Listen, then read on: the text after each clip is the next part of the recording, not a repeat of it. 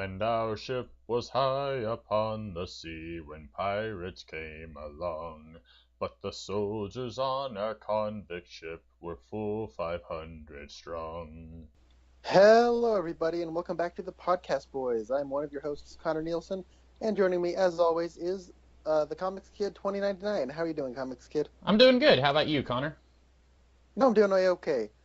We are continuing our discussion of not Twin Peaks discussions, where we talk about Twin Peaks adjacent films or television show episodes which feature or star the cast members of Twin Peaks, either the original series, the film Fire Walk with Me, or the Return, which, by the way, just came to Blu-ray. I don't know if you knew that. It has really cool packaging. It also had a lot of drama surrounding its Blu-ray release. Huh. Today, it's my pick, the Hateful Eight, which is a Quentin Tarantino film. Comics Kid, why don't you give us a description of the Hateful Eight? Alrighty. Well, this is a movie that stars Adam Sandler, Terry Crews, Taylor Lautner, Robert Schneider. I'm kidding. That is another movie called The Ridiculous Six. I would never watch that. This movie actually has a very star-powered cast. Kurt Russell, Samuel L. Jackson, Jennifer Jason Leigh, who I don't know from that many things, but I'm guessing she's been in a lot of bigger stuff that I haven't seen. Walton Goggins is in it. Tim Roth, Michael Madsen, who I only know from Reservoir Dogs, another Quentin Tarantino movie, and then Bruce Dern is in it. He was in my favorite movie of all time, The Burbs, and just a lot of there was a couple of actors here who I was kind of surprised to see that we can talk about them later in the movie, but there was at least two names here that I was like, oh, okay, I know them from something, and I was just a little surprised to see them here. But basically the premise of this movie is you have a group of people that all meet each other on the way to this town called Red Rock, I think, and they're all going there for different reasons, and they have to make a pit stop along the way because this blizzard is stopping them from getting there. I should mention this is a Western. It's set sometime after the Civil War, and Kurt Russell is a bounty hunter, and Jennifer Jason Leigh is his bounty that he is trying to get to Red Rock. Samuel L. Jackson is also a bounty hunter, and he has captured a few other characters. And then Walton Goggins, he is going to be the sheriff of Red Rock. They make it to this haberdashery where they're going to stay for a few days before they can make it to the town. And then we find out that one of the people here in this haberdashery is not who he says he is, and he is planning to take Jennifer Jason Leigh from Kurt Russell. And then things start kicking into high gear. It's kind of hard to describe the plot, but it's a very slow-paced movie. It was 2 hours and 40-something minutes long. It's about an hour into the movie when the plot starts kicking in, but it didn't feel that long to me. I don't know about you, Connor, but this didn't, once things started going in this movie, I felt like they went pretty fast. I don't know about you. It reminded me, once you get on this movie's wavelength and you realize this is basically a stage production on screen, Mm-hmm. You get on its wavelength, it doesn't start to feel very long. I don't know, it doesn't feel short either. It just sort of is. I don't know how else to describe it. Yeah. It's one of those things that I don't think that you could have done this movie much shorter. Most of the time, I would say 2 hours is an average length for a movie. 2.5 hours is kind of pushing it. This movie is 2 hours and 47 minutes long, but I don't think that it could be any shorter because you've got such a huge cast and you're throwing so many curveballs towards the audience that if it was any shorter, you wouldn't be able to get acclimated to the amount of characters that this movie is throwing at you, because it's called The Hateful Eight, and there's 8 or 9 characters that you're having to get used to and find out a little bit about these characters, what makes them tick. You're throwing all of them into a cabin where they're going to be stuck with each other for 2 or 3 days, and they're all kind of against each other. They've all got little issues with each other, and so you have to take that time to really get introduced to all these characters. So the first hour of this movie is introduction, and then that's when the plot gets kicked in, and then it really goes by fast, I feel like. Mm-hmm.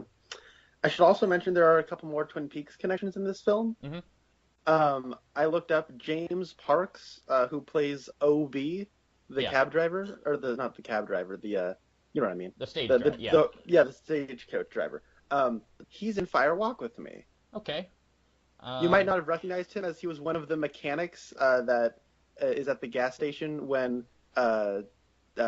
Laura Palmer and Leland Palmer pull into the gas station after the one-armed man yells at them. Yeah. And Laura Palmer and Leland Palmer freaking out, and we're getting a lot of flashbacks. Mhm. In that scene, James Sparks plays one of those characters. I'm looking at his Internet Movie Database profile right now. That's one of his earliest roles, so he probably just wasn't known at all back then. He was probably just, non-speaking role, like in the background, and then he got more of a career as he kept going. Yeah, he would probably put it on his reel. He's like, "Look it, guys, I'm in a David Lynch movie." Mhm. And then they're like, "Oh, it's Fire Walk with Me," and he went, "Oh." Yeah. I would have hired him though. Then also Bruce Dern is in this movie, and he is the father of Laura Dern. Yep. So. And incidentally, he must have made a deal with the devil because my favorite movie of all time is The Burbs, starring Tom Hanks and Carrie Fisher, and he is one of the main characters in that movie. He does not look a day older here than he did in that movie from 1989. And, I mean, he has aged incredibly well. He has a beard here, but like he doesn't look any older. Maybe he's just one of those actors who got old really fast and then like stayed that age for 20 or 30 years. He's a regular Patrick Stewart. Yeah. Also, the obvious connections, Tim Roth and Jennifer Jason Leigh, they were minor recurring characters in The Return, and they're also, or at least Tim Roth is something of a Quentin Tarantino regular. He was in Reservoir Dogs. I think he wasn't in Pulp Fiction. He was, yeah. Oh. Yeah, he and Amanda Plummer were the people who That's pulled right. up Yeah. I was thinking of Steve Buscemi. He had a minor role in Pulp Fiction. He was like a waiter, but that was not Tim Roth. You're right. He was in. How could I forget that? And Michael Madsen, he's also a Tim Roth. All right, he's a Quentin Tarantino regular. He was in Reservoir Dogs. Samuel L. Jackson was obviously in Pulp Fiction. So he's in most things made by Tarantino. So Connor, this was your choice. Do you like this movie? I really like this movie a lot. I remember I watched this movie 3 days after Christmas in 2015, and this movie kind of has a special place in my heart. Without getting too sentimental or like personal, my grandmother died 3 days after Christmas in 2015. Oh, sorry to hear and my grandfather's birthday is Christmas, so it was a very difficult time for him. Mm-hmm. And I remember when she had passed, my family was getting ready to go down to visit family in Eugene, Oregon. I live in Portland, and I just couldn't do it. I also had to work the following day, and Spencer also couldn't do it. So me and Spencer were the only people in our family that were in Portland at the time, and we just said, you know what, we're just going to get our mind off of our grief right now, and we're just going to go to the movies. And we watched 3 movies that day at 3 different movie theaters in Oregon. Okay, yeah. We watched a movie called Carol, starring Kate Blanchett and Kate Mara, or Rooney Mara. Yeah, that's right. And that's a decent movie. And then we watched Joy, starring Jennifer Lawrence, which was a David O. Russell movie. It wasn't good, but I also didn't hate it. But it was fine. It's what's his face, David O. Russell. No one makes a montage quite like David O. Russell. And then immediately after that, we went to go see The Hateful Eight, and it was the special 70mm roadshow film presentation of that film. And for those who don't know, this film is shot on Panasonic, or Super 70 Panasonic film, panoramic. There we go. It's 70mm film, but it's not the same kind of film stock that like Christopher Nolan uses. Like that kind of 70mm IMAX film. It's not that. This is the same aspect ratio that the original Ben-Hur is in. I don't know if you've ever seen the original Ben-Hur comics, kid, but the aspect ratio is 3 times wider than it is tall. It is exceptionally wide. And this film was actually shot with the same lenses that the chariot race sequence in Ben-Hur was shot on. And I'm not talking about, it's the same model. No. It's the actual same lenses from 50-some years ago. So that's kind of cool. It represents an interesting bit of film history. But yeah, we watched it on like a film presentation, not a digital presentation. And, there were obnoxious people sitting behind Spencer that wouldn't stop kicking his seat and talking. But this was easily the best movie we saw that day. And I'm always going to remember this movie. And I kept the booklet that came with the roadshow presentation that has a lot of stuff about behind the scenes, and it has little information about all the characters. And I remember there was an intermission, and it came right after Sam Jackson's monologue about a heinous act that was incredibly funny somehow. Mm-hmm. And we opened up and we were like speculating who we thought was who was behind everything, and it was just a really good time. And that's kind of just that's a very like personal reason of why I like this movie. On top of that, I just like this movie because it's awesome. It is Quentin Tarantino doing an Agatha Christie style closed room mystery with the aesthetic of a snowbound western, and it's everyone kind of going big. Kurt Russell's doing his best John Wayne impersonation, and he's great. You have Sam Jackson being Sam Jackson in a Quentin Tarantino movie, so he's obviously great. Tim Roth is wonderful. Jennifer Jason Leigh is probably giving the best performance in this movie, as she probably has the most complicated character and is handling it remarkably well. And she was actually nominated for Best Supporting Actress. Walton Goggins is hilarious in this movie. Mm-hmm. I think the entire cast is game. The dialogue is exceptional because, as you know, it is Quentin Tarantino. I can't really I can't really say anything more about it that I'm sure 100 other people haven't said, but this is actually one of Tarantino's least well-received films. I think people found this to be excessive and kind of obnoxious in some regards and self-indulgent, and I don't really care because I liked it. Mm-hmm. What did you think of this movie? This was my pick, and I had been speculating for months that you would not like this movie. I did like it. Yes! It's here's the thing about Tarantino. So I was telling you this, I think off camera a week or two ago. There was a period where I was like getting crazy into Tarantino right around the time when I was first getting into college. I had never watched any Tarantino movies before I got into college, and then within the span of like a year and a half, I watched like so many of his movies. I watched Death Proof. That might have actually been the first Tarantino movie I watched, and I would say, I mean, if I had to guess, I would have said Death Proof is probably his worst movie. I don't know all of his movies. I haven't seen all of his movies. I've never seen any of the Kill Bill movies, but like out of all of the ones that he's been involved with, I would say Death Proof is my least favorite of his. But I really like Pulp Fiction. I really like Reservoir Dogs. I've only seen them once, so it's been almost 10 years since I've seen both of those. But I like both of those movies. Tarantino is a very good filmmaker. He makes very amazing, incredible films, but I'm not the kind of film fan that goes to his movies very often. This was a movie I enjoyed immensely, and I don't know if I would ever watch it again just because, based on my track record, I haven't watched a lot of his other movies. I might own Reservoir Dogs now that I think of it, but I haven't watched it in a really long time. But I like this movie a lot. Like you said, it's very Agatha Christie. I was looking up trivia on this movie, and apparently Tarantino was inspired by The Thing. I don't know if he's talking about the John Carpenter version or the one that came before, but that's... Oh, he's talking about the John Carpenter version, and if you didn't know, Ennio Morricone, who did the musical score for this movie, actually... he won an Oscar for this movie, and he did all the musical scores for like the spaghetti westerns. So that's sort of like the novelty of bringing him here. But there is a musical track that is unused from John Carpenter's The Thing. Okay.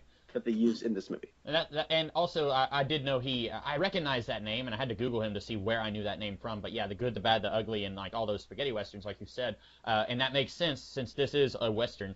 It's not a western like any other western that you've seen before. Like my dad is a huge western fan. I would never show this movie to my dad. I was actually watching an interview with the guy who played Charles Chester Smithers, and it's weird. This guy is saying that he did a audition to be in Django Unchained, which is another Tarantino movie I have not seen. But he said he auditioned to be in that movie, and Tarantino like slaps the table and says, "I want you to come down and be in this other movie." And that's very unusual considering the character of Charles Chester Smithers doesn't actually have any dialogue in this movie. Doesn't do a whole lot of acting. If you've seen the movie, you know all he does is walk naked through the snow, and then he is involved in the heinous act that Connor earlier referenced. And then that guy in that interview was saying this is a very classic Western, and I just wanted to say, what? Like, I just want to say, are you sure? Like, have you seen any classic Westerns? And I'm not a huge Western fan, but I'm... Now, Django Unchained is more like a traditional Western. And I am interested in watching that, but I would say this movie is not a traditional Western, based on the few that I have seen. But it's one of those things, you said, I have a feeling you thought that I was not going to like this movie because all the characters are so morally reprehensible and bankrupt. And I think that could have been the case. That was a big reason I didn't like Whiplash. But in this movie, it's so interesting because most of the characters are horrible, and they all do horrible things, do and say horrible things. But then, as soon as they do or say something awful that makes me say, I hate that guy, then they turn a charm bomb on, and I start to feel sorry for them when something happens. Like Bruce Dern, he plays a a Confederate general who is just flat out racist, like the most racist character in this entire movie. And then I feel sorry for him during Samuel L's monologue. Like I feel really bad for him whenever he's finding out what happened to his son. And then you have Jennifer Jason Leigh, and throughout most of the movie, we don't know what crime she committed to be brought to Red Rock to be hanged. But like the whole time, I find her hilarious. Like when Kurt Russell is telling everyone in the cabin who she is and how much she's worth, she like does this hanging motion on herself that was like really funny. And like before they even get to the cabin, she's like giving these little winks and smiles to Samuel L. She's doing a lot with very little, and I thought that was really funny and very charming. And then I guess I'm going to go ahead and spoil a minor thing from the last act of this movie. Channing Tatum is in this movie. I never Yes. expected to see him in a Quentin Tarantino movie. I don't think much of Channing Tatum. I don't think I've ever watched a movie with him. I just, every time I see him, I think, oh, he's like the typical hot guy who, you know, isn't a good actor. He may be a fantastic actor. I just, when I see him, I instantly kind of get this idea in my mind of who he is. But he was good here. 3 words for you, buddy. 21 Jump Street. Okay, I thought you were going to say, like, Magic Mike 2. Oh, no.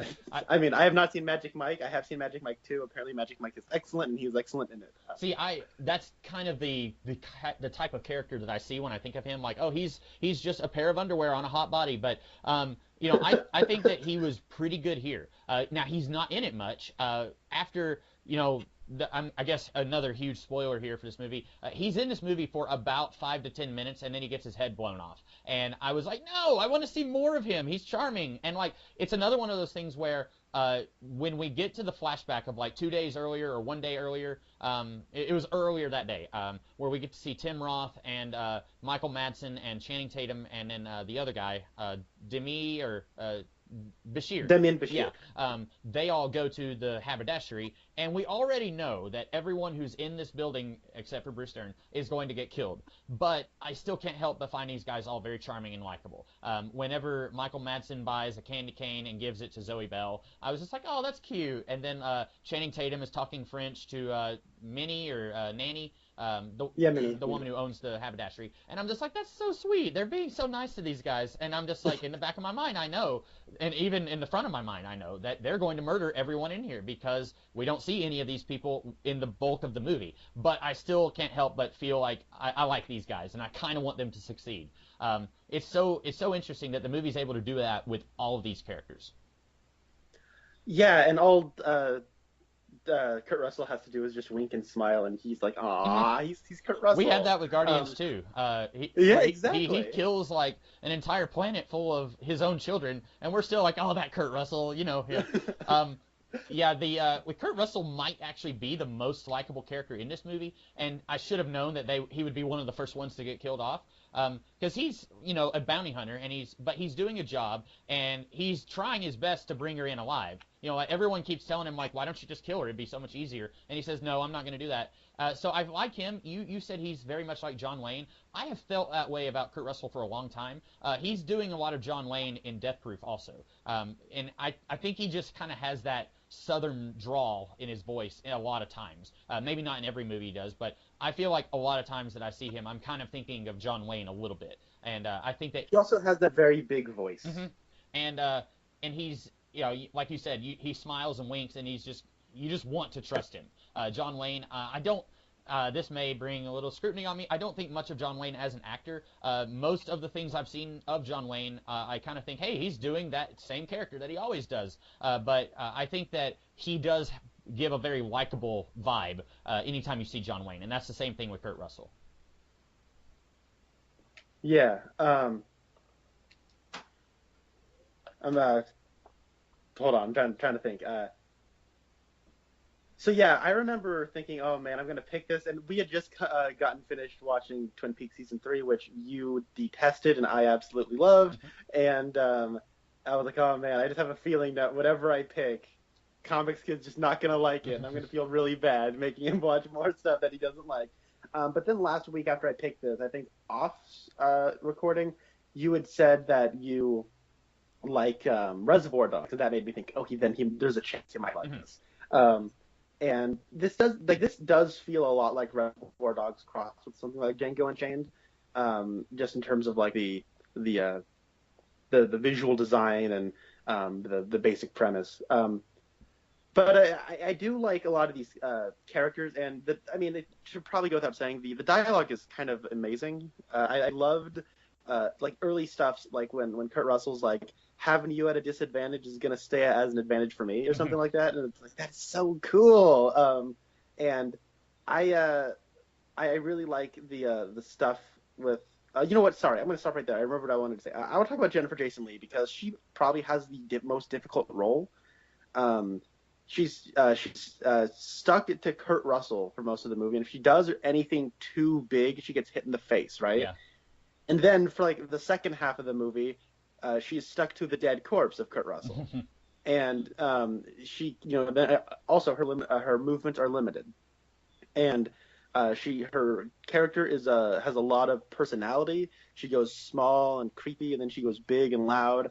And I remember when she was nominated for Best Supporting Actress at the Oscars, the clip they used was like where she was like yelling at somebody, and it's a funny bit. But like rewatching this, there's a part early on where it's just her looking out of a window, and she's just like making faces and like licking her lips and just sort of like smiling and then looking sad. And it's like a minute-long shot of Sam Jackson just looking at her. It's almost like a POV of Sam Jackson just looking at her, looking out a window, and it tells a lot about it. It's like that's a great performance. It's something that almost seems like you wouldn't expect it out of this movie from just the trailers or watching like the rest of the movie. It's very kind of big and extravagant, and all of a sudden there's just like a really long but small moment that's really compelling. And I really like her performance. She's always keeping you guessing. Like you said, like she just turns on a charm bomb, and she's just like really kind of funny, but then she's horrible, and then she'll say something like despicable, but then she'll get hit in the face, and like, seeing a woman get hit in the face is something that immediately kind of makes people go, oh, ooh. Then like you feel uncomfortable and she's in pain, and then she'll do something that's like, oh, now I don't feel bad for you anymore, and then it'll happen again, and you go back to like, oh dear Lord, is she okay? Like, it's just the way this movie like messes with your sense of morality is very interesting, I feel. And this is a movie that I was reading up on it, and apparently there was a lot of controversy surrounding it about racism in the movie and sexism in the movie. And I am not qualified to talk about Quentin Tarantino's entire career, but from what I understand, there's often a lot of racial stuff in his movies. Most of the time, his movies are set in the present day. Now, some of his more recent ones, Django Unchained and this one, are westerns. I feel like... And Inglourious Basterds is set in World War II. That's right, yeah. And that is one that I bought it at my work somewhat recently. I haven't watched it yet, but I do own it. So that's another one I'm interested in watching. But this movie being set in the post-Civil War era, but still not too long after the Civil War, I feel like that is a time period where there would be a lot of racial unrest. It makes a lot more sense for that to be at the core of this movie than it would, say, in Reservoir Dogs.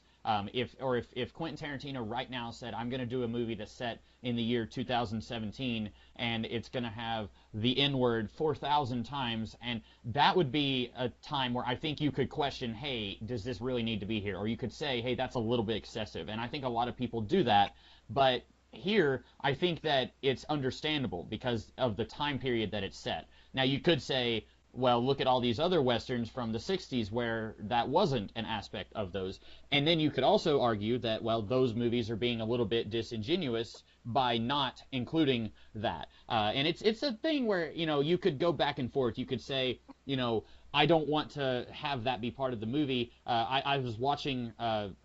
after I had watched the movie last night, this morning I was rewatching one of the scenes on YouTube, and one of the commenters said that movies like this are going to make racism worse for years to come, or something like that. And I don't know if I agree with that. It's one of those things where there's so many different angles you could talk about it. Morgan Freeman, he thinks that the best way to eliminate racism is just to stop talking about it. And I can see merits to that, but also, like we talked about last week when we talked about Follow the River, those who don't know history are doomed to repeat it. And if you just try and pretend like it never happened, chances are it's going to happen again. And I don't know if Quentin Tarantino is necessarily thinking of using this as an educational tool. I have a feeling no, he wasn't. But I do think maybe he was trying to go for a slightly more authentic feeling with this movie. And if he's going to have Samuel L. Jackson in a Western set sometime in the 1870s, then chances are other characters are going to be calling him the N-word. And there's going to be a lot of racial unrest because of the characters being Civil War veterans.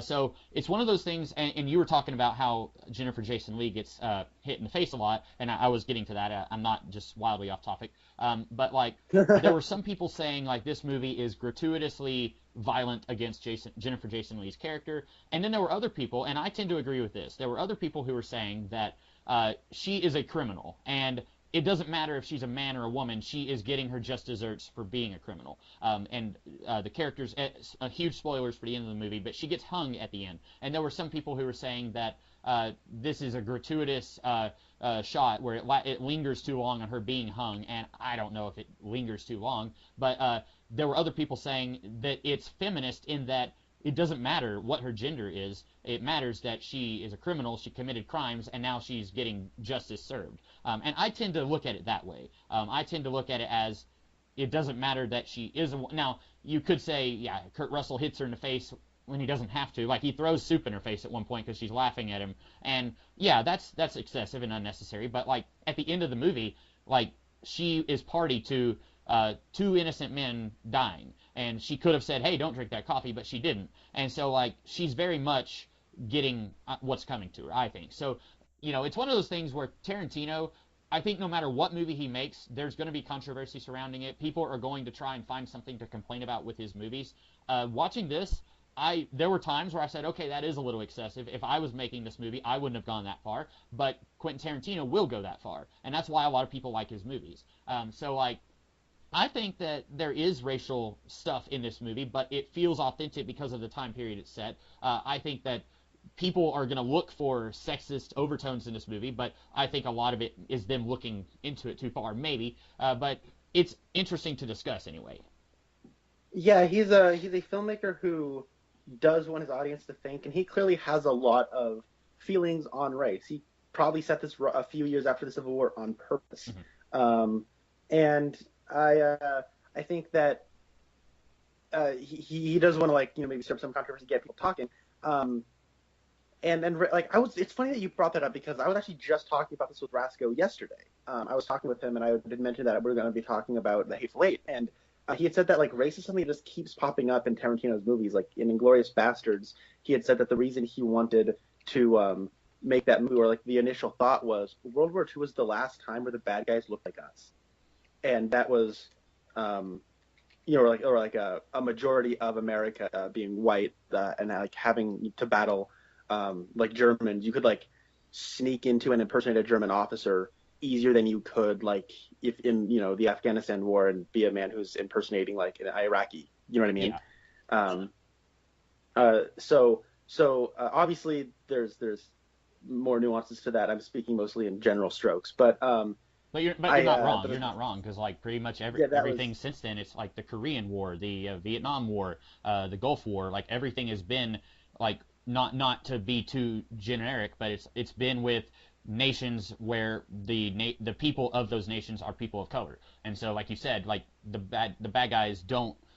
I get what you're saying. I don't think you're being too broad strokey. Okay, and so that was the original idea with Tarantino's *Inglourious Bastards*, a film which I have not seen. I should probably stress. So Rasco was telling me that, and it's like, you know, Django Unchained is about a slave who breaks out and becomes a bounty hunter and kills slave owners. The same way *Inglourious Bastards* is about Jews that break out of their shackles and, you know, kill Nazis. And he always said, now I have to make a trilogy of the oppressed breaking out and killing their oppressors. And this wasn't that, but then you have this, which is race has a lot to do with it. There's a lot of discussion about the Civil War specifically, and I don't know. It's like one of those. There's an argument that's out there that's like, this is like Tarantino shouldn't be the one to say these things, and I'm a kind of opinion. Well, he's the one who thought of these things, of course you should be able to tell those stories. Mhm. Same way people are like, well, Stephen King's not an abused woman. He writes a lot of stories about abused women. Is it really his story to tell? And I'm thinking, I get where that sentiment comes from. However, he's the one who came up with these stories, and he's really good at writing these stories. Let's just have him write these stories if he's that good at it. So, And I would go so yeah, far as to say I also don't agree with that. Like, let's let the people, like, people will say, like, I don't know, the Black Panther, Marvel Comics character, Black Panther. Like, there are people who would say, like, oh, like, let's say hypothetically, like, Marvel Comics called you, Connor, and said, we want you to write the Black Panther. And then there are people who would say, well, Connor Nielsen's a white guy, he can't write the Black Panther. Like, and I disagree with that because, like, maybe Connor has a specific story that he wants to tell. Like, I understand the idea of, like, let's let, we want to have more diversity. We want to give more opportunities to people of color in comics, in movies, in, every medium. But I also, like, in the case of Quentin Tarantino or Stephen King, like, they're big voices in the medium. If Quentin Tarantino doesn't do a story about the oppressed rising against the oppressors, then what kind of story is he qualified to tell in the mind of these people? Like, if you're one of the people who says, oh, you shouldn't be allowed to tell a story about a black guy who is rising against evil white slave owners, well, then what kind of story do you want Tarantino to tell? Like, that's just, it would be different, I think, if Tarantino was doing a story about, like, where an evil white slave owner was the protagonist. I could maybe understand the outrage of that, but, like, this is a positive thing in broad strokes here. But, like, he is doing a story about someone who is rebelling against a very evil part of indoctrinated culture, and he's rebelling against that. So he's doing a story that is against this horrible thing from our history. And I don't know why anyone would protest anyone doing a story that is against something like that. You know what I'm saying? I get that. And I don't know. There's also a thing in my mind of like, I understand the sentiment behind it, but then you're right. Like, within what stories is someone qualified to say? If their soul's in it and they have a passion about that story, should they be able to tell that story? But yeah, you are right. Like, if he was like making a story about a racist slave owner who was just like being horrible to all of his slaves, there is that element of, okay, Tarantino, there's a lot of you in your work. What are you saying Mhm. here? Um, And, uh, like but I was, but what I was gonna say was like, I don't like this idea of like, so Christopher Priest is like probably the, like, you talk about Black Panther, he probably has like the most famous run on Black Panther, Mhm. right? Christopher Priest, um, and Christopher Priest is a black man, and cool, he got to write Black Panther and everyone liked it. That's awesome. I also couldn't tell you anything else he's written. There's like this weird element that a lot of people want to do where they only want to have people of color write stories about people of color, and that's it. And then they're stuck in their box. Like, and I couldn't tell you the that's a last time little a person insulting. of color wrote. Yeah, I agree. Yeah, like I couldn't tell you the last time a person of color wrote Superman or Batman Well, he is. or Wonder Woman for It's that funny you matter. should mention Christopher Priest. I believe we are recording this on a Thursday. I believe yesterday the first issue of his Justice League run just hit shelves. Yes, you are entirely correct, and I completely forgot that, and it's sitting in my box at my comic book shop as we Okay. speak. um, that's actually kind of funny to me. So yeah, so my point's been made. There is an element of like, I don't know. I saw Detroit earlier, and this, oh my god, controversy. Woo, gotta love it. There's a thing where that a movie was going about the movie Detroit, which features like the centerpiece of that movie, like an hour-long sequence inside the Algiers motel, where a bunch of really racist cops are holding like five black men and two white women, like in an interrogation scene. It's basically like a Saw movie or Hmm. something, where they're like holding them and torturing them, and it is a powerful. I found it to be a very powerful film. A lot of people don't like it. My brother wasn't too crazy on it, and Rasco wasn't too crazy on it either. But I seem to like it the most of people I've seen. And that movie was directed by Catherine Bigelow, who was James Cameron's ex-wife. She made The Hurt Locker and Zero Dark 30, and it was written by her and a white man, and it was edited, and like there was not really any people of color in huge positions behind the camera so much as in front of the camera, and there was a lot of stuff coming under fire, especially on Bigelow's end of, she wasn't like, this wasn't her story to tell, And I remember, I don't know if you're familiar with Double Toasted, the reviewers on YouTube. They used to be Spill.com, or at least the main guy, Corey Coleman, used to be run Spill.com. Mm-hmm. And it is a predominantly black movie review podcast and discussion. I really like their discussions. They're really funny. I don't know if you ever watched Spill.com back in the day. I don't think I've never even heard of them. I need to look into that. They're getting they predate Jeremy Jahns. Okay. Like they're old time. They were animated little avatars that did funny movie reviews. Okay. And actually, one of them went on to write a movie called Sinister with Scott Derrickson, and that opened the window for Doctor Strange. And one of the guys at Spill.com co-wrote Doctor Strange the movie. Wow. So isn't that pretty cool? Anyways, but they had talked about which it was like a panel of 3 black men and 1 white man, and they were talking about Detroit, and they were kind of making a joke. It's like, people are, Catherine Bigelow's coming under fire, being like, hey, how come you didn't let a black person direct this movie? And then they were all laughing because none of us brothers have ever heard of it. They're like, you say Algiers, and we're all like, oh, I don't know. Like, they were all kind of laughing about that. She's like, hey, Spike Lee, you want to make this Detroit movie? He's like, I've never heard of the Algiers. They were kind of like making a lot of jokes about that. But they really liked it, and it's interesting to me, anyways. I'm not putting anyone under judgment. It is like just an idea that came to my mind of. It's usually white people that I find are getting outraged about this sort of stuff. I would agree. And it's an interesting thing where it's like, I remember people were saying that if a black person had made a Detroit, it would have been a very different movie. And I gotta say I disagree with that. I do. I think there's honestly a little bit of a placebo effect going on with that movie. And I think that if it came out and there was like, actually, Ava DuVernay directed that movie, it's the exact same movie except Ava DuVernay made it, the reaction is very different. Mm-hmm. And I do think there's a placebo effect. But then on the flip side, to almost counteract everything I just said, the movie Get Out, I think it's a different movie if a white man directs that movie.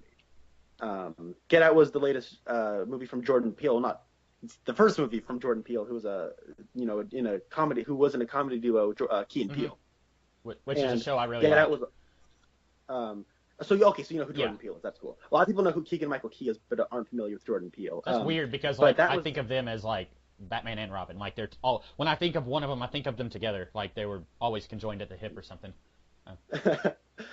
Jordan Peele made a horror movie called Get Out. I don't know if you're familiar with that. I've heard of it. I saw a lot of commercials for it. I never watched it. I'm not a big horror movie fan. I've watched a few, but I've heard a lot of people talk that movie up as being like really good. Mm-hmm. But the thing about that movie though is it's. Do you know the premise of that movie? Sort of. I know what I saw in the trailers where it's a black guy dating a white girl and she's bringing him to meet her parents, and then like everyone in the town is racist. Is that kind of close? It's kind of sort of. You can spoil it if you want. They're all like. Okay, well, I'm actually gonna pick. I want to pick it for a later episode of Podcast Boys because Caleb Landry Jones, who plays Shelley's daughter's husband in The Return, plays a prominent character in that movie. Yeah. He's also Screech from First Banshee, Class. Banshee. What's his name? Banshee. Okay, Screech is from Saved by the Bell.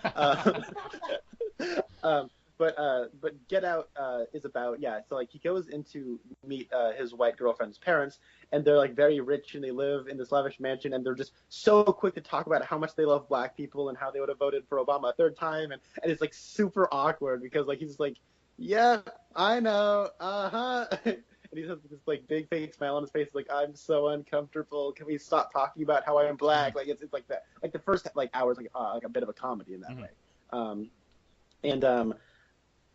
But it does kind of go into like that kind of racism that people might not be aware that's in them. That's what that movie's about. And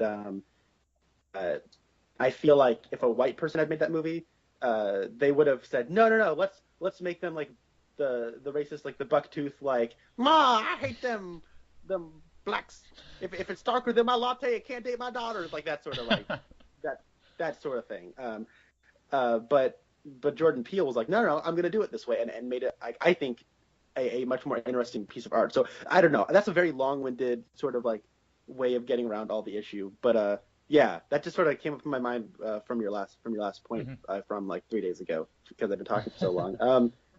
So Hateful Eight, dude. Yeah, we've been talking about like all the issues in this movie. I think where do you want to start? I think this is. Walton Goggins is hilarious. You know, so my parents have recently finished watching the TV show Justified that Walton Goggins was in, and I would always be in and out of the room catching bits and pieces of episodes, and it's one of those shows I want to sit down and watch it someday whenever I'm a little less busy, but like it's just so weird like when he first shows up and he has such a different accent here than he did there, but I feel like both of them were fake southern accents, but this is a different kind of fake southern accent, if that makes sense. And I'm from Tennessee, so a lot of times I will very quickly ride a movie hard whenever they try and pull out a fake southern accent. Like the X-Men movies are the worst. Like Rogue's accent in those movies is so incredibly fake. And apparently Anna Paquin does a fake southern accent in True Blood, which I've never seen. But I guess that's just her thing. She just does a southern accent in everything she's in. But that's at one point in this movie they mention Kurt Russell's character and Samuel L. Jackson's character mentioned that they had briefly met each other in Chattanooga, and so I was like, oh, okay, that's kind of cool that they met each other and in a city that I've been to before, and so that is one of those things that I don't know, like you've talked about a Matthew McConaughey movie that was like filmed in Portland. What was that movie called? The one. Oh Lord, I don't know. Oh man, it's the Captain something. It maybe wasn't filmed in Portland. Oh no, not Matthew McConaughey, Viggo Mortensen. Oh, okay, so totally different actor. Captain Fantastic. Yeah, Captain Fantastic. So like, yeah, it's kind of cool whenever you see something like a TV show or a movie, and it's like, hey, I recognize that thing from where I've been before. Yeah. Similar, another Tarantino movie, Death Proof. Half of it takes place in Lebanon, Tennessee. Now, here's the thing, okay? Since we may never talk about Death Proof, the country is pronounced Lebanon, okay? Anyone in Tennessee pronounces the city in Tennessee Lebanon. In the movie, they pronounce it Lebanon. It's just one of those things, and I guess you could say that like the characters played by Rosario Dawson and Zoe Bell, and I cannot remember the other actress's name. It's possible that they are not natives to Tennessee, and so they're just like driving down the interstate and they see a sign and they assume that it's pronounced Lebanon. I don't know, but when I watched that movie, it instantly took me out. I was like, no, Tarantino, you've never been to Tennessee. It's not how it's pronounced. But anyway, yeah, Walton Goggins is funny, and I love that throughout the entire movie, there's this doubt that he is actually the sheriff or the new sheriff. And even towards the end of the movie, when Samuel L. is like, "Hey, you pick up the gun," and he's like, "Oh, so you believe me that I'm the new sheriff?" He's like, "I don't know, but you almost died because you drank that coffee, so I know that you didn't do it." And I was just like, "That's so funny!" Like that he still doesn't know if he's going to be the real sheriff or not, but then he knows he can trust him for something different. Like I thought that was really great. Yeah, it's very, very fun stuff. I like the character dynamics and how, like, they are all different shades of black, where they're all kind of morally repugnant dirtbags. But there's different sides to them, and one of my favorite things about Walton Goggins is Chris Mannix. He is like the kind of person who is like the most brown noser, cause backer as long as it like gets him recognition. If it gets him a pat on the back, he will do it, by golly. And it's really funny. His whole I'm sorry. Did I make you think this? No. I'm likable. And that whole shtick he does throughout the whole movie is great. And then like the whole like, oh, you don't know who this person is? No. The Abraham Lincoln. He does that like President 5 times. Of the United. He does that like 5 times. It's like the president, yeah, of the United States, yeah. Like I love that keeps going on and keeps being drawn out like that. Yeah, and then like early on, he's like, "You're Marquette, the General Marquette." Yeah. He just like starts laughing and giggling about it. Yeah, I think he's a wonderful character. I think when this movie came out, like before it came out, there was a lot of talk about Jennifer Jason Leigh, but when it came out, the conversation immediately shifted to Walton Goggins for Best Supporting Actor. Mm-hmm. The problem was it came out in 2015. That was the same year where Tom Hardy was in The Revenant, Mark Ruffalo was in Spotlight, Mark Rylance was in Bridge of Spies, and Sylvester Stallone was in Creed. So Walton Goggins wasn't getting any recognition. So, but it is a good performance, and this is like probably I think this is the character that will be like the most like, oh yeah, Chris Mannix. He's sort of like the character that the marketing doesn't think will be that big of a deal, but when people actually go to see the movie, he ends up being the most likable character. Yeah. I would say so, yeah. Well, I would say he's the most likable main character. I still think that Kurt Russell is the most likable. We don't, and that's simply because we don't know of anything just like morally reprehensible that he does. Whereas like, because you know what I'm saying. I mean, I guess there's racist undertones to all these characters. Like Bruce Dern plays the most racist character, and then like Walton Goggins, his character. What did you say his name was? I'm sorry. The character's name that Walt Goggins plays. Chris Maddox. Okay, so like at one point he kind of throws around some racist stuff, but then he's able to get past that and work with Samuel L. Jackson to undercut these people who are trying to kill innocent people and then kill them. And so like it's like, okay, so he's not that racist because at the end of the day he's able to shake hands and say let's work together to get the bad guys. And so you're right. Like I feel like it's like, okay, I don't know if I like him. I don't know if I trust him because Kurt Russell doesn't trust him. But then by the end of the movie it's like, oh yeah, I do like him. He's great. And then I feel like Michael Madsen, even though, and I kind of touched on this earlier, even though once we find out that he is in on it and he's one of the bad guys, I still like him. And like, there's one part where it's going in slow motion, and Channing Tatum has shot Samuel L. Jackson, and then Walton Goggins shoots, or no, Tim Roth shoots Walton Goggins, and then Walton Goggins shoots Tim Roth, and then Michael Madsen in slow motion is saying, "I ain't got no gun," and just the way he says that is so funny. I like that scene quite a bit. Yeah. You know what's kind of heartbreaking about this whole experience? What? I remember when this was playing at the movie theater, and a lot of people kept walking out and saying, "I want my money back. The movie's terrible." And I want to know why that was. Do you think it's because this movie only has like 2 locations? I don't know. I think I actually kind of like movies where pretty much the whole movie is set in one location. There's movies like The Breakfast Club. Pretty much the whole movie is set in a school. I mean, you kind of get out into the parking lot at the end and beginning, but I like movies that do that, where you can use just a minimal location and props and just focus on the characters and try and let them carry the movie. I like that. There's another movie. It doesn't quite fit that criteria, but Dog Day Afternoon I think is great, and most of that movie is set in the bank and right outside the bank. I like movies that tend to do that, so that didn't bother me here, where most of this movie is either set in the stagecoach on the way to the haberdashery or in the haberdashery. So I don't know why that would bother people, but I'm wondering if, because like I said, I didn't feel like this movie was that long. I mean, it is long, but it didn't seem long to me. But I'm wondering if people were just like looking at their watches like, holy cow, we're an hour in and like the plot is just now starting. I wonder if that's what people were thinking. Yeah, I don't know. It was very strange because Tarantino is like a name that will get Joe Schmo in a seat, and it's just kind of strange to me that a lot of people kind of got fed up by this movie, or it seemed like, well, nobody came to see this movie because the release schedule was all botched, and when it did come out, those who did see it were leaving the theater. That's it. And it's one of those that like I remember hearing about it when it came out, and I won't go to the theater for like every movie. Like you watch a lot more movies than I do in the theater. Mostly I will watch like superhero movies and Star Wars, and that's basically it. But like I liked it. I wouldn't go to the theater to see a Tarantino movie, but I enjoyed it. So and I think that's kind of how I am. Like I'll watch a Tarantino movie and I'll enjoy it, and then I may never watch it again. But I am having trouble figuring out why people wouldn't like it. Yeah. I remember there was all that controversy when this movie came out about, what's his face? Tarantino wanted to show this movie at a specific theater, and they had to kick his movie out because they were showing Star Wars: The Force Awakens. Oh, okay. And so Disney really is the devil. They will kick. They're sort of like if you are like a little movie, if you're Small Potatoes, if you're any movie that isn't Star Wars or Disney, then you are like a Native American about to get kicked out of their land because we got to make room for Star Wars.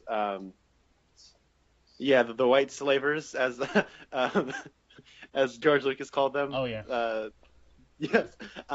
It is strange because Tarantino had this whole release schedule plan that was agreed upon by the theater, and then they were like, actually, Disney's parameters are you need to show if you want Star Wars and you want to make money off of Star Wars, and who like honestly, if you're a movie theater and you like, of course you want Star Wars, right? That means people will come to your theater to watch a movie. Mhm. That means you get money.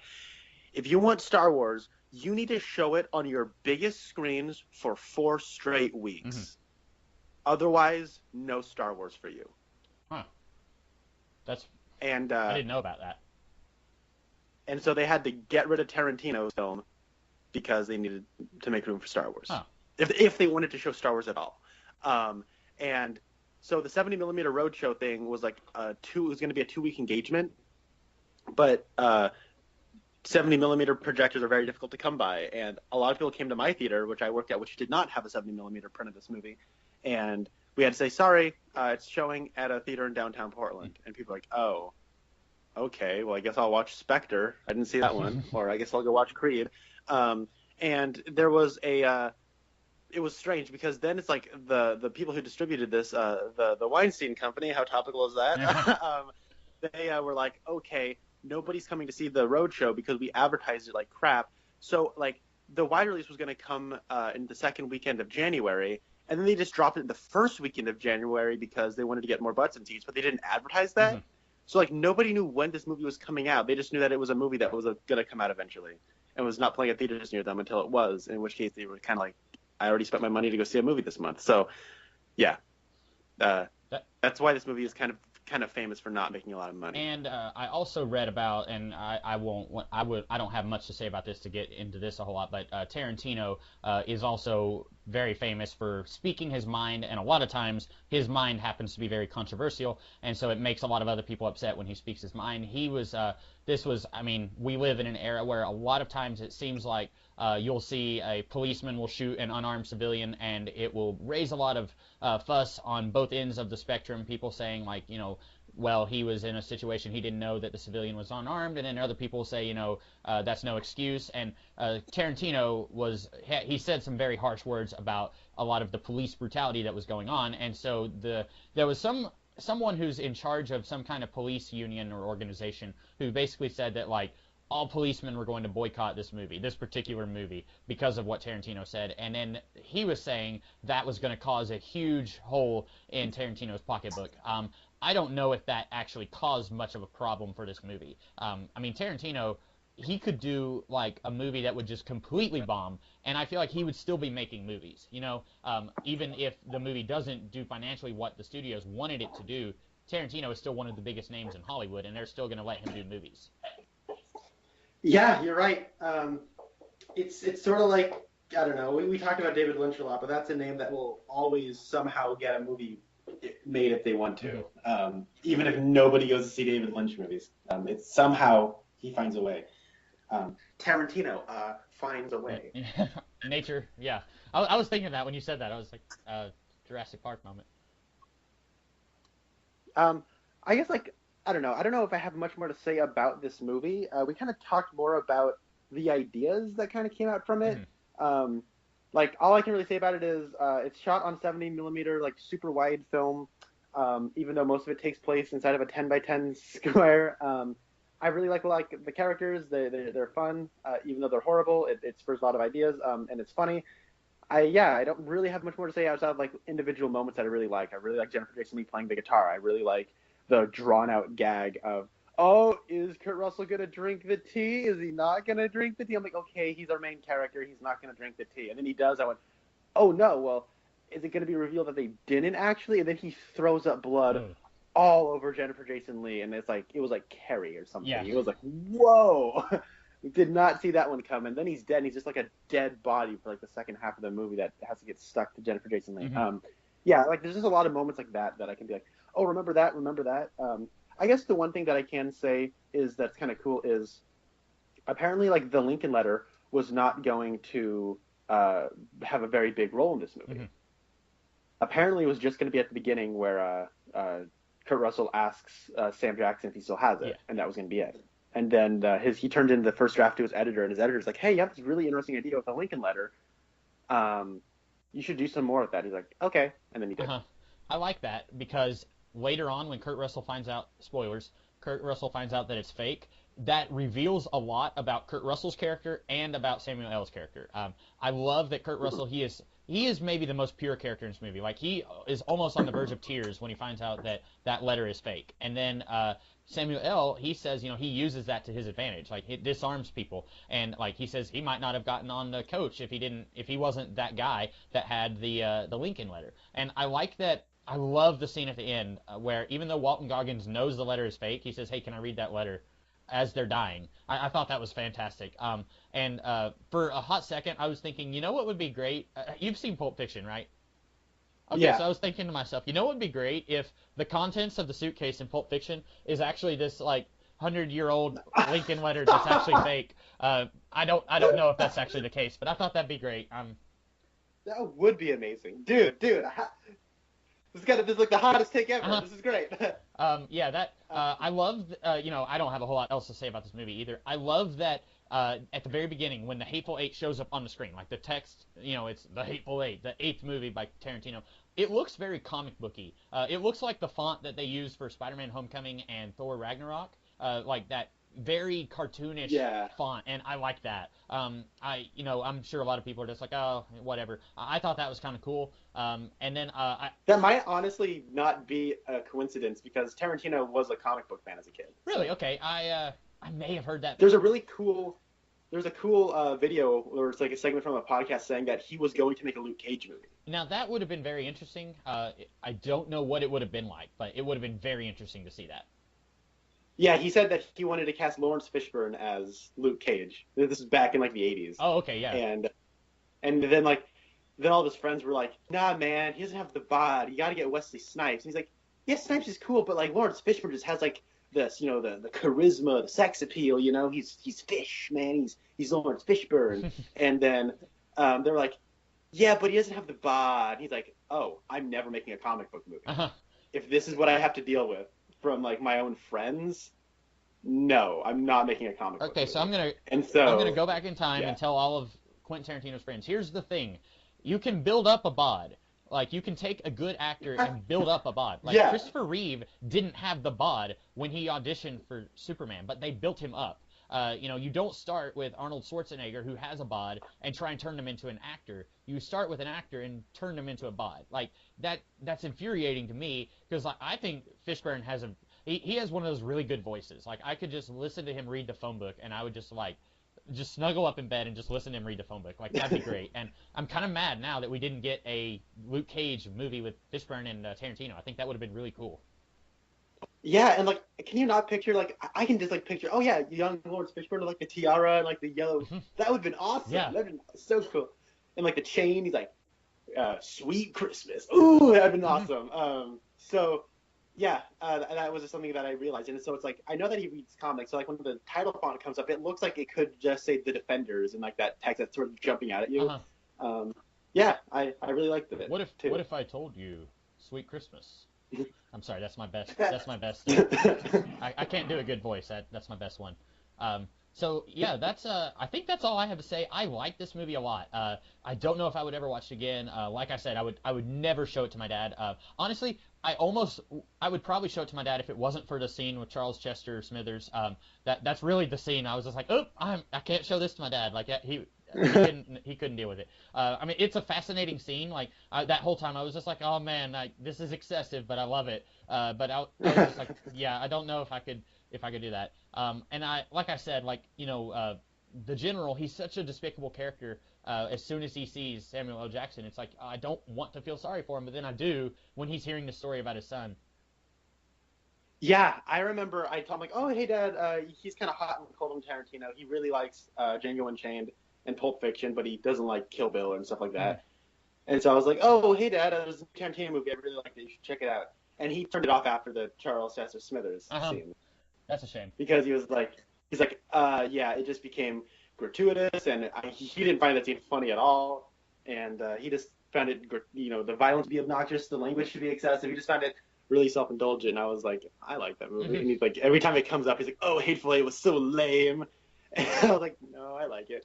But I think that for those who might not like, Tarantino's style, especially when he goes for his Tarantinoisms, The ending with them lying on the ground and stuff with the Lincoln letter, it goes a long way to sort of justify a lot of the ugliness of these characters. Hmm.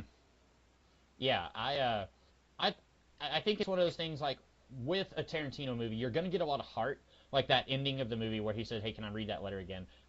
You're gonna get a lot of heart with the movie, but you're also gonna get a lot of stuff where it's like, "Ooh, that's gross. That's real." Like the scene that also almost did it for me was when Kurt Russell and OB were throwing up blood. Like, I mean, that's like 5 minutes solid of characters like throwing up blood, not just throwing up blood, but like all over Jennifer Jason Leigh's face. Like, I was just like, "Oh, gross!" Like, and it just kept coming. Like, it's really nasty, but at the same time, like it feels genuine. Like if they cut away, if they just showed him throwing up in a bucket, that would feel less authentic, I think, you know? Oh yeah, and the shot of him throwing up blood all over Jennifer Jason Leigh is like forever ingrained in my mind. Mhm. I'm never gonna forget watching that and be like, "Oh my god!" And, that and also when it was Samuel L. shoots Channing Tatum's head, and then all of his head guts gets all over her face, also on top of the blood that was already on her face. That's also really yeah. nasty. There was also one part where I thought, oh, that's dumb. When Samuel L. he shoots, oh man, what's the Hispanic guy? Demian Bashir. He shoots his character's name. He shoots him, and he's Bob, yeah I'm Bob. he's wounded, but he's not dead. And then he goes up and points two guns like an inch from his head and shoots both guns, and his entire head is gone. And then later in the movie, he's wounded and he's on a bed and he's trying to shoot Jennifer Jason Leigh, and he's out of bullets. And I just wanted to say, oh, that's what you get for needlessly wasting one of your bullets. Like, you could have just used one of those bullets to kill him, but you used both of them just for a cool shot, and now you don't have any bullets. That's what you get.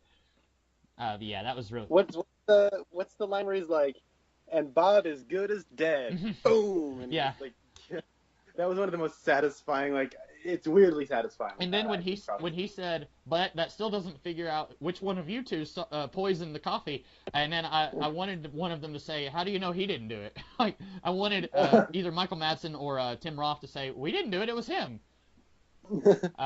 Yeah, it was really cool because like, and then the whole thing about like, Minnie used to have this sign that said no Mexicans or dogs allowed. Mhm. Then something happened. She took down that sign because she warmed up to dogs. Yeah. And then that was the big reveal. And I love how how angry Walton Goggins is at Michael Madsen. Like, he's just the whole time just like, oh, I bet it was you. And I just like, and I was just wanting Michael Madsen to say like, why do you think I did it? Like, what did I do wrong? Yeah. But I don't like you, cowboy. Can't put my finger on it. I just don't like you. So I don't have anything else to say about this movie. Now next week is Star Wars, right? Yeah, I guess it is. All yeah. right. So that is what me and Connor will be talking about next week, and then I don't know, Connor. I may have family coming in the week after. So I'll let you know when we'll be able to do another one. So do you want me to go ahead and pick one right now, and then we'll figure out when we can do it, or do you want us to talk about it like when we talk about Star Wars? Yeah. Tell me what it is now. Okay, I've got a list here, so I can just kind of figure out. I'll tell you what we will do. We are going to talk about the movie Looper. Looper has the kid, Sonny Jim from The Return. He played the kid from Looper. Pierce Gagnon is the actor's name. That is kind of incredible because my friend just loaned me Looper and Collateral. Okay, awesome. Then we will be talking about that sometime, hopefully in December. I'll have to figure out when my family is coming to visit and when they're not going to be here. And it's fun that you're picking that because Rian Johnson, the director of Looper, is directing Star Wars: The Last Jedi. Oh, okay. So it'll be a little double feature, if you will, of Rian Johnson. I had forgotten that actually because I've seen this movie. It's been a few years, but I have seen it, and I had just totally forgotten that he was the same guy doing The Last Jedi. Mm-hmm. Cool, Yeah. Cool stuff. I like this. Yeah, and I like Looper. Have you seen it before? No, I haven't. Awesome. I've always wanted Cool. to. Then that'll be fun for us to talk about. I think you'll like it. It's been a little while since I've seen it, but I'll rewatch it. So that'll be what we'll be talking about. Maybe in 2 weeks. We'll figure it out. But next week for sure we'll be talking about Star Wars: The Last Jedi. And in the meantime, I am the Comics Kid 2099. And I'm Connor Nielsen. And we will see you guys in the future. Have a good one. And our ship was high upon the sea when pirates came along. But the soldiers on our convict ship were full 500 strong.